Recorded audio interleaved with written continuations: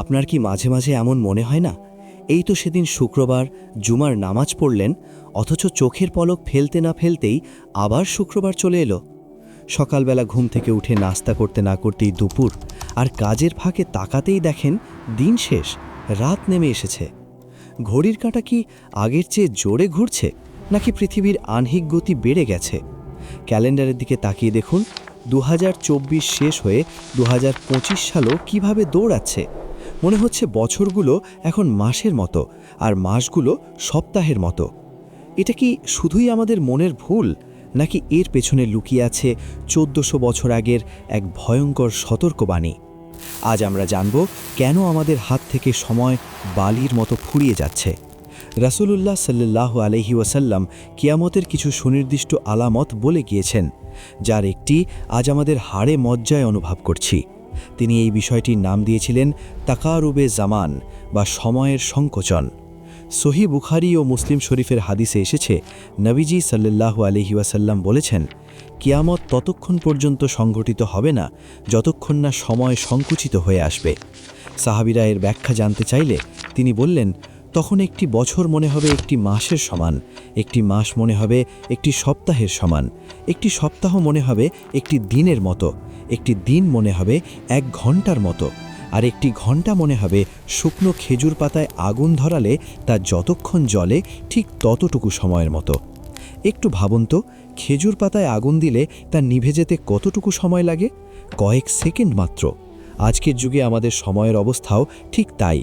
কিন্তু প্রশ্ন হলো, ঘড়ির কাঁটা তো 24 ঘন্টাতেই দিন পার করছে, তাহলে সময় কমছে কিভাবে?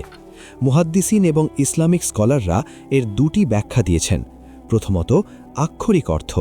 শেষ জমানার বাস্তবিক অর্থেই মহাজাগতিক পরিবর্তনের কারণে সময়ের গতি বেড়ে যেতে পারে, যা হয়তো আমরা এখনও বিজ্ঞানের দিয়ে মাপতে পারিনি। দ্বিতীয়ত এবং সবচেয়ে গ্রহণযোগ্য ব্যাখ্যা হল সময়ের বরকত উঠে যাওয়া। আগের যুগের মানুষ অল্প সময়ে কত বিশাল সব কাজ করতেন।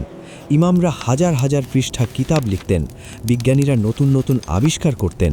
আর আজ আমাদের হাতে স্মার্টফোন, দ্রুতগামী যানবাহন, সব আধুনিক সুবিধা থাকার পরেও দিন শেষে আমাদের একটাই আফসোস, হাতে সময় নেই।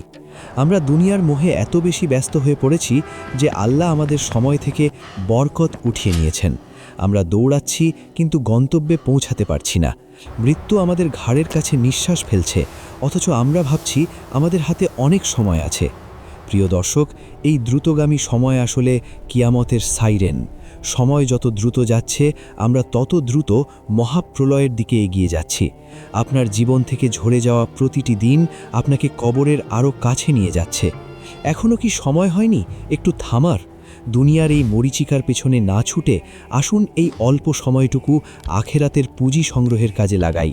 কারণ যে কোনো মুহূর্তে সেই চূড়ান্ত ডাক এসে যেতে পারে, তখন আর ঘড়ির কাঁটা থামানোর সুযোগ থাকবে না। সময়ের এই অদ্ভুত আচরণের চেয়েও বিস্ময়কর আরেকটি আলামত আমাদের চোখের সামনেই দাঁড়িয়ে আছে। মরুভূমির যে বেদুইনরা একসময় খালি পায়ে ছাগল চড়াতো, যাদের পরনে ঠিকমতো কাপড় জুটত না, আজ তারাই পৃথিবীর সবচেয়ে উঁচু ভবনগুলো নির্মাণ করছে। দুবাই থেকে সৌদি আরব, আকাশ ছোঁয়ার এই উন্মাদনা সম্পর্কে নবীজি কি বলে গিয়েছিলেন? এটা কি শুধুই উন্নয়নের প্রতীক, নাকি ধ্বংসের পূর্বাভাস? জানতে চোখ রাখুন আমাদের আগামী পর্বে, খালি পায়ের রাখাল ও আকাশ ছোঁয়া দালান। ভিডিওটি আপনার বিবেককে নাড়া দিয়ে থাকলে শেয়ার করে অন্যদেরও সতর্ক করুন। নূরের মিনারের সাথে থাকার জন্য ধন্যবাদ। আসসালামু আলাইকুম।